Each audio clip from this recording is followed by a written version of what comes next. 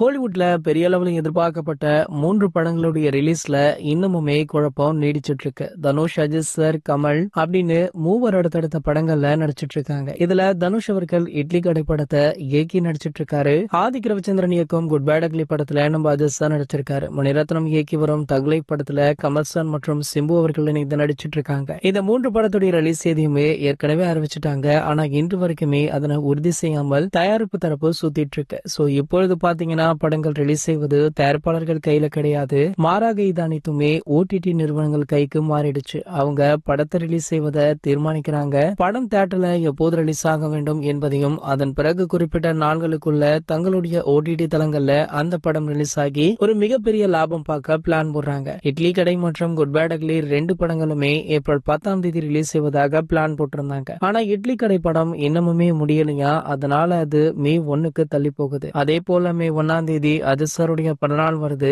அன்று good bad ugly படத்தை release செய்யலாம் அப்படின்னு பிளான் போட்டிருக்காங்களாம். ஜூன் 5ஆம் தேதி தக்லை படம் ரிலீஸ் அப்படின்னு சொன்னாங்க. ஆனா ஜூன் 1ஆம் தேதி கேரளாவுல தயாரிப்பாளர்கள் ஸ்ட்ரைக் அறிவிச்சிருக்காங்க. இதனால அங்கே படம் திரையிடுவது ரொம்ப கஷ்டம். கமல் அவர்களுக்கு கேரளால ரசிகர்கள் கூட்டம் அதிகமாக இருக்காங்க. அதனால இந்த படமுமே தள்ளி போகுது. மே 1 குட் பேட் அக்லி மற்றும் சூர்யா சாருடைய ரெட்ரோ படம் ரிலீஸ் ஆக இருக்கா. சோ இந்த தகவல் கிட்டத்தட்ட உறுதி அப்படின்னு சொல்லப்படுது. அப்படி ரிலீஸ் ஆகும் பட்சத்துல 2 படங்கள்ல எந்த படம் வெற்றி பெறும் அப்படின்ற போட்டி தற்போதைய ஆரம்பிச்சிடுச்சு. சோ இந்த 2 படங்கள்ல உங்களுடைய ஃபேவரட் எது அப்படின்றத கீழே உள்ள கமெண்ட் செக்ஷன்ல கமெண்ட் பண்ணிட்டு நம்மளுடைய அஜித் டாக்கீஸ் சேனலை மறக்காம சப்ஸ்கிரைப் பண்ணிக்கோங்க.